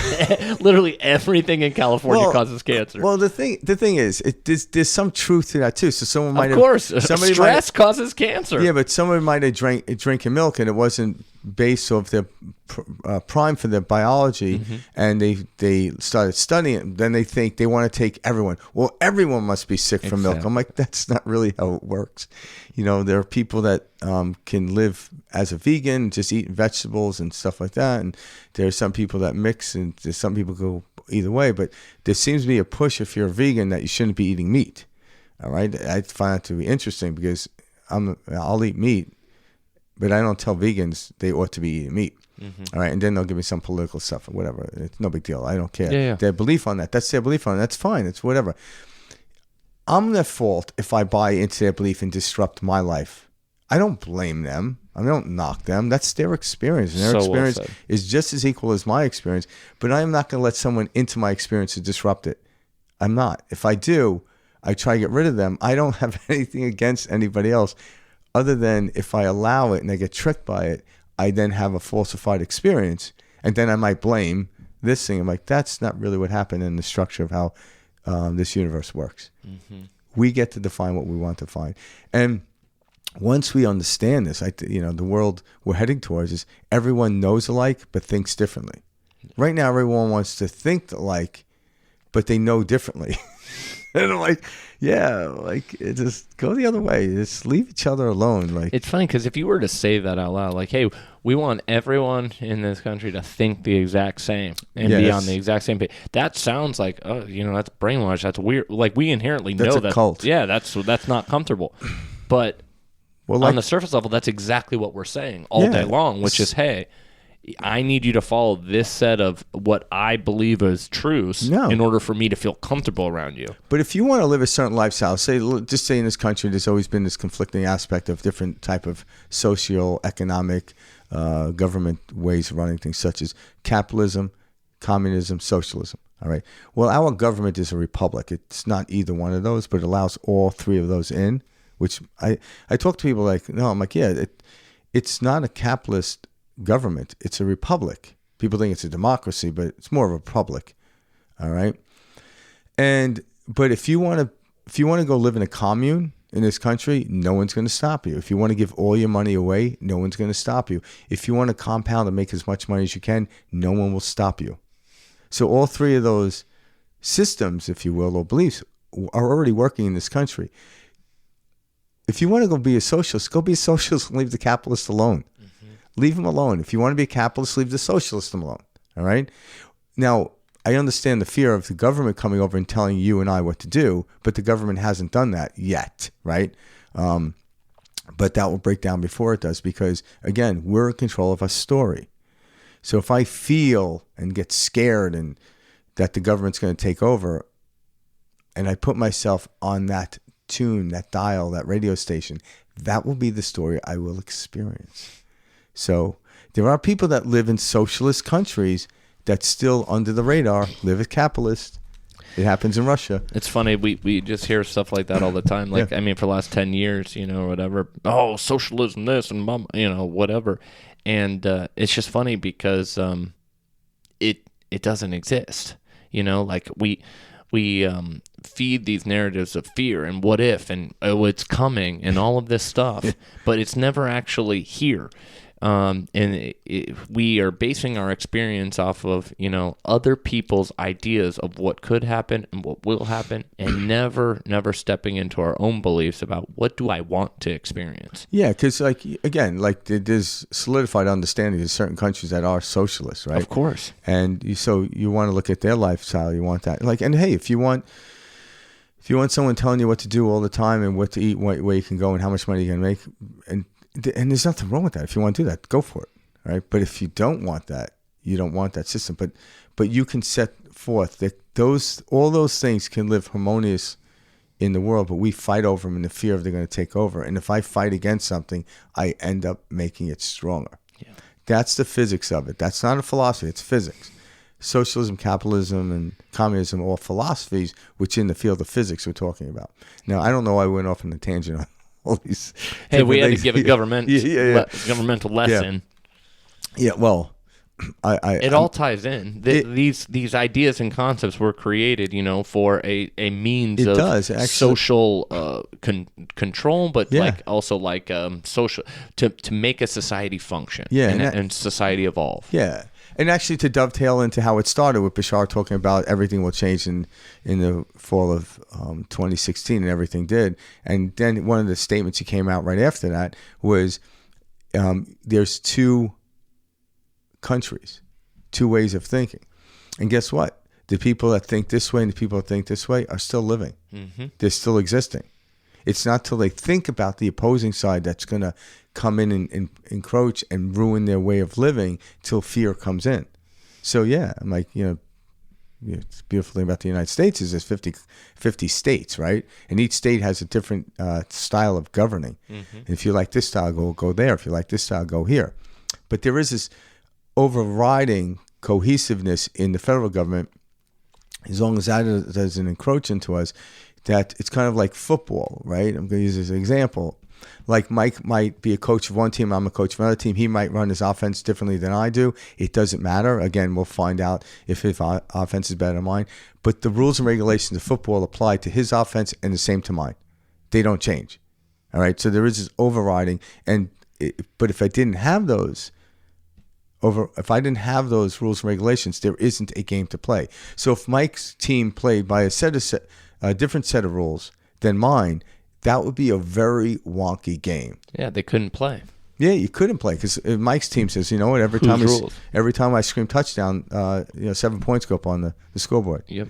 But I'm like, but my team is still playing by 1st and 10. Yeah. Theoretical understanding, and so, but the agreement is this is how it is, and people are trying to break apart agreements. I'm like, okay, well, disagree in your setting it works. So if I internally agree with the way I like to see things, and again, my agreement is do unto others as of which I would like to be done unto me. Mm-hmm. I follow that. I don't worry about it. Sometimes I get caught up, but I don't worry about it, and things actually work out. And then part of this podcast is teaching people to gain a little more control, and then to see what happens. Right? Because I knew a lot, like when Trump got elected, mm-hmm. I had a person. One of your clients? Yeah, I was meeting with her, and she came in, and she was really upset. And I'm like, what's the matter? She's like, what do you mean, what's the matter? I literally thought a loved one of hers died. Mm-hmm. She goes, Trump got elected. I'm like, oh. That's what you're right? Yeah, and because I went, oh, she's like, what are you, a Trumpster? I'm like, no, I don't let circumstances bother me. I'm like, it's a situation, Mm-hmm. Like if I'm surfing and I hit a wave and, I have to adapt to the particular wave that I'm on.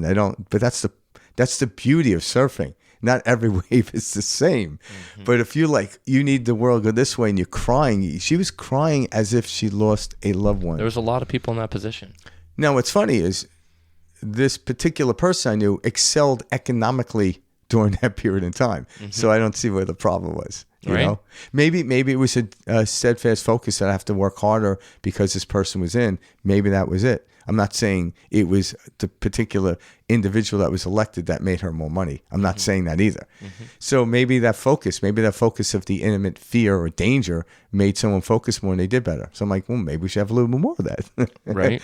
I think at the end of the day, like you said it best, the circumstances outside of us, you know, as if we were acting, you know, as if like a president, you know, is going to change the world. I think all of us have lived long enough to see decades of different, you know, presidents, et cetera, in past and history, and nothing really changes.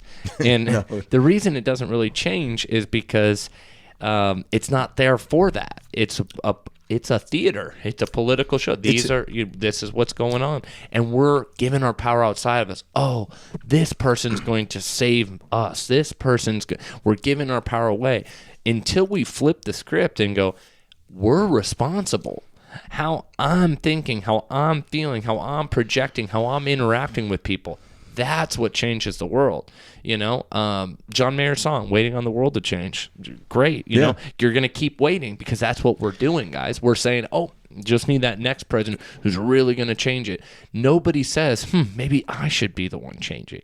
As soon as we start, you know, going within and we start changing, we will see massive you know, differences in the communities and, you know, what we build and what we grow and evolve at. But people who are actually practice principles already have.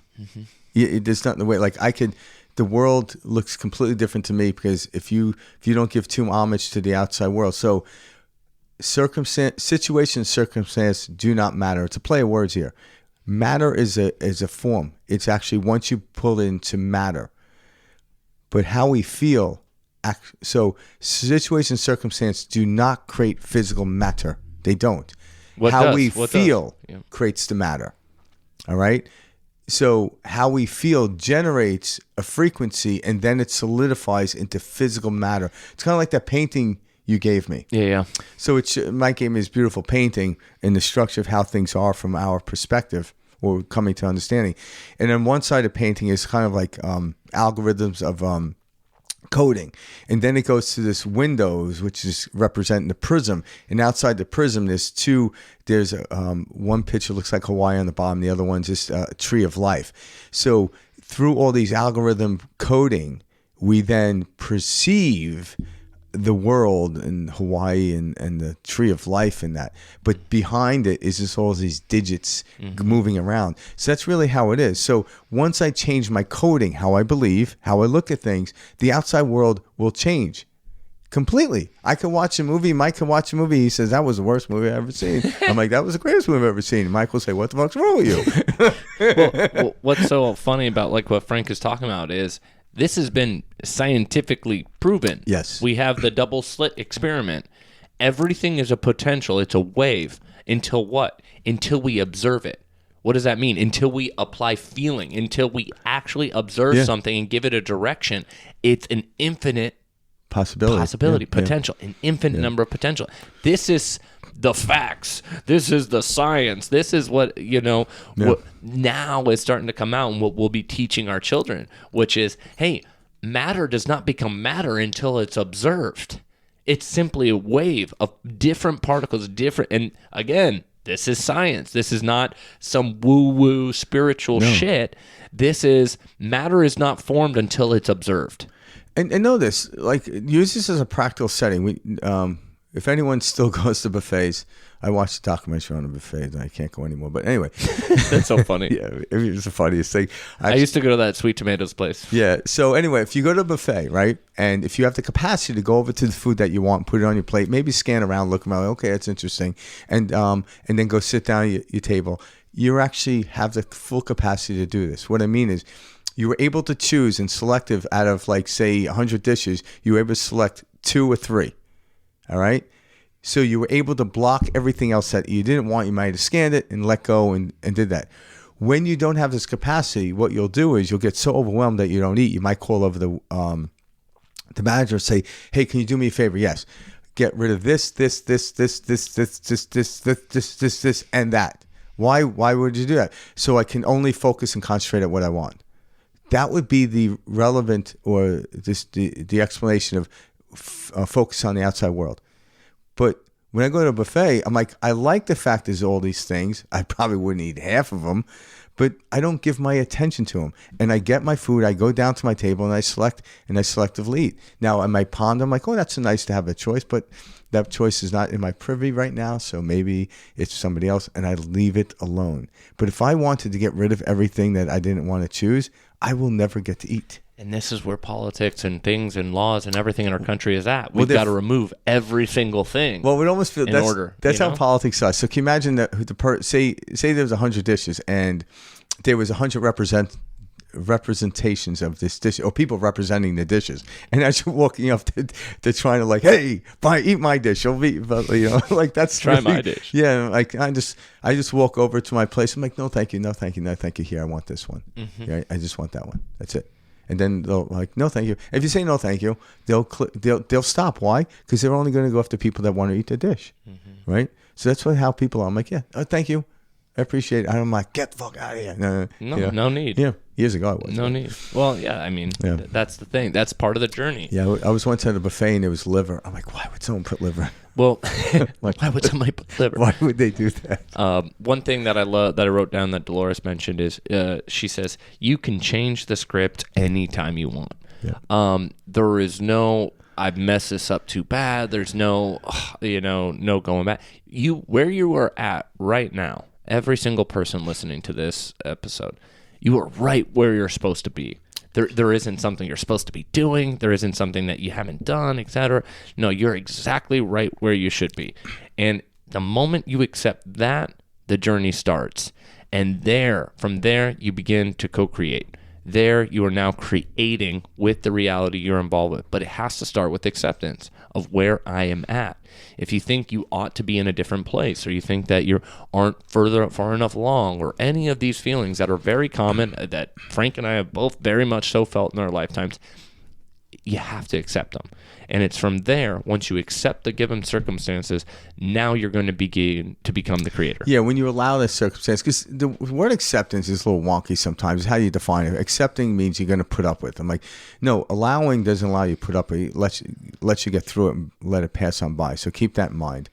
But know this, there's a lot of great movies out there that midterm in making of the movie, they actually changed the script and they we know it now as a great movie. Unless you watch the inside of the movie or the making of the movie, you wouldn't know that. Yeah. There's one movie in particular that they didn't change the script, but what they did is they re-edited it. Is what the hell was that one with Julia Roberts and Richard Gere? Pretty Woman? Pretty Woman. So Pretty Woman was actually released. And it was released. It did horrible.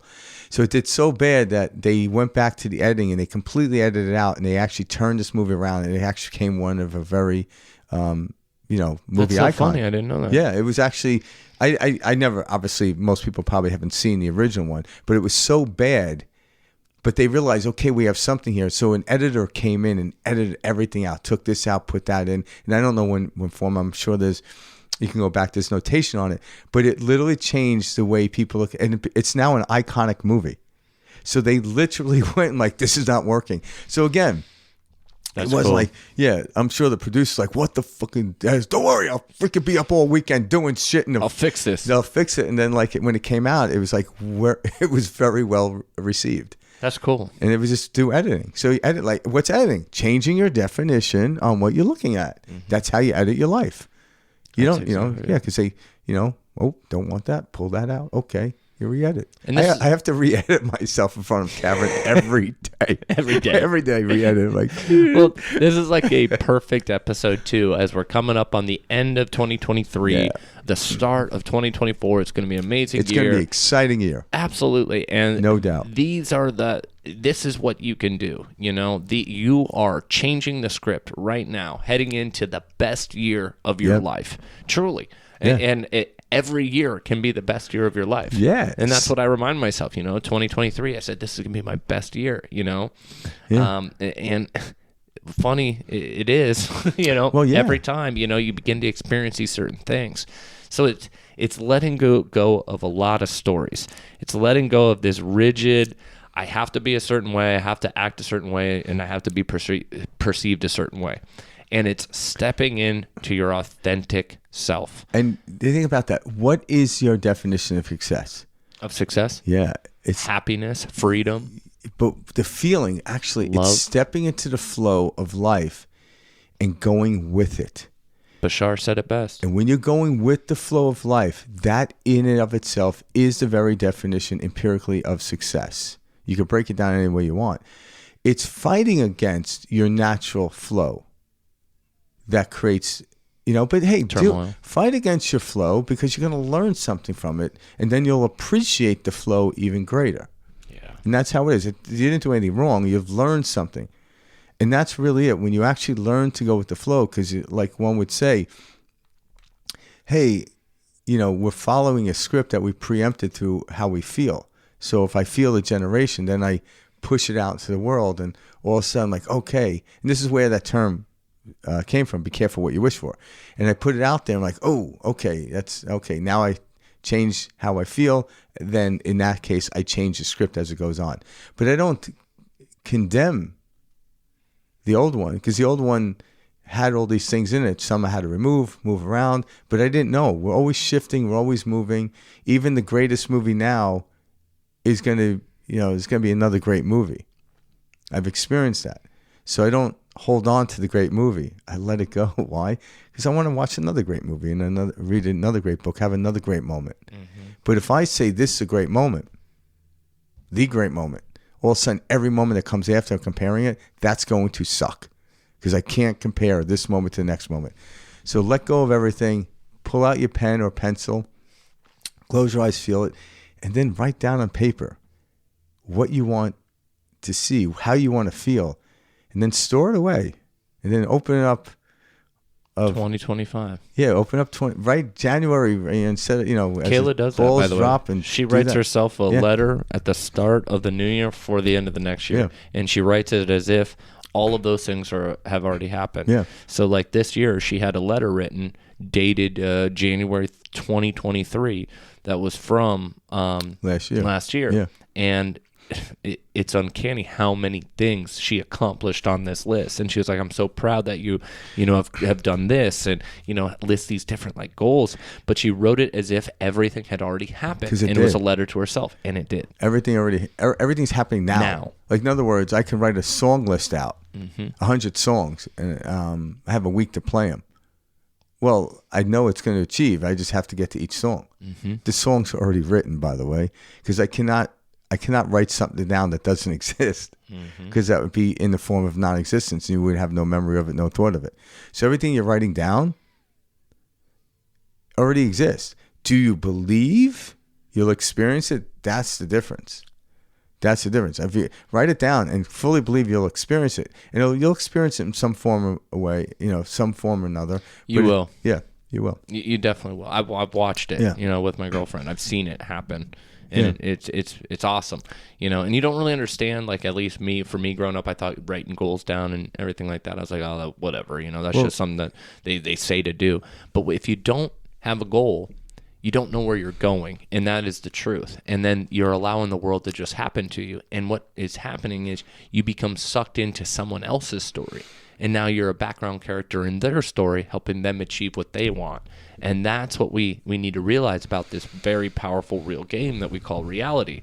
If we're not creating it, we become part of other people's stories. Yeah, but that could be creation, because, like, how we define goals. Like, people set goals to do this, to do that, to focus. We have to be careful that you're not just focused on the pinnacle of a mountain, because the moment you were born, the goal was already written. Yeah. The story was already written. How I look at it, I can start to change that. I don't like the way of looking at it, say, well, change the definition of it. But the story is already written. So people that are writing the story that think they're manifesting something, all they're doing is getting a glimpse into their future. It was already written. That's really what's happening in the physical world. Yeah, you're just anticipating it more intuitively, but yet you don't want to do it too intuitively, because all of a sudden the experience is not surprising. You see what I'm saying? So the more higher intuition I get, the more I can lay out there. But the experience itself, how it happens, who comes into my world, is not known to me until it does. And those little things called synchronicity, I get more excitement over that than the actual situation itself. But I still admire the situation. Yeah. Because I'm just peering into my future. Why would I want this over this? It's because maybe my understanding a movie or a book, when I'm starting to read a book, the whole thing is already written. But I haven't experienced it until I read it. All right? So everything is going to happen in the book. How I look at it is the free will of man in how I, perceive it. But it's already written, so relax into it. And then when you write out the thing, when I write out my story and everything doesn't happen exactly, who cares? Because it didn't mean to be part and parcel of it. It would almost be like I'm reading a book and I'm 3 chapters in, and then I'm going to anticipate what's going to happen in the next 5 chapters. And, maybe I get a little insight and I get close to it. Like when you watch the movie, like, oh, I know what's going to happen. And if it happens, like, well, great. Well, you had insight. But if it didn't, oh, it's interesting. But if you were attached to the way it had to happen, you're going to be lost in the movie. You think the movie sucked because it didn't go your way. But where'd that come from? It came from wanting to be right rather than to have a great experience. There's a different Well, we've feel. been taught that there's more value in that. Yeah, so wanting to be right and say, this is how I have to have my life, and it doesn't show up this way at the end of the year, I'm going to be upset. I'm like, no. I'm like, the experience is in the present moment of how you feel, not the situation, circumstance that happened outside of us. All right? So in the moment when Kayla was writing the letter, that was a solidifying moment. Reading it was another solidified moment. But everything that happened in between, in and of itself, is its own conjunction. It's its own story. It's its own feeling, And that's really what we do here. Yeah. Yeah. So. I love that. Yeah. I think these 4 teachers that we kind of highlighted today were a great representation of everybody that we've kind of covered this year. Yeah. Culmination, Yeah, a great culmination of, the different people and speakers and, guests that we've had on the show. 2023 has been such a great year for Frank and I, especially doing Perspective Shift with you guys. We've watched the audience grow. We've had so many great conversations. We've had a lot of you guys on the show with us, and that's been amazing to hear you get to share your experience and your story with the audience, because that's what this is. That's what Perspective Shift is. It's a community, guys. It's a community of, hey, look, there is a million different ways to look at life, and we can all dive in together, and begin to chop it up, and I guess experience all that's out there and co-create together, and know that there's this community out there, that's like-minded. And so thank you all for tuning in for this year. And I want to add something for people who are going to write this stuff down. Here's a discernment. All right. Sit quietly. And there's a lot of people that want stuff. But ask yourself, why do I want it? Do I want it because of prestige I get from it? Because that's what happens a lot. But just close your eyes and grab the pencil and do the meditation we mentioned earlier where you're just touching it, feeling it. And when something pops in, such as a new job, write that down, because that is your actual higher self saying, this is your future. But if I say I want this and want that, is that based on somebody outside of me saying you need this in order to be full and whole? That is the discernment in which I want people to do. Sit quietly and ask yourself, why is it that I want this? Is it because I'm lacking or I want more prestige, or is this part and parcel of my experience? That's a discernment. And if you do that, all those things will show up. The things that don't show up is because somebody else talked you into wanting it. Let it go. That's it. It's that simple. It's amazing how it works. All right. We appreciate everybody tuning in 2023, guys. Yeah. Seriously, this has been a great year. We'll be back with Perspective Shift, all new episodes in 2024. We've also been working with some good guests behind the scenes that we're going to be bringing onto the show that we're very excited that have not, that we haven't covered, that have a great story, narrative, idea to share. And so 2024, we'll be right back here, guys, in the studio, seeing you every Monday. Yeah. Peace out. Much love. And enjoy the holidays, guys. Yeah. Enjoy the holidays. Happy New Year, everyone. Yep. Peace out. Thanks for tuning in. Yep.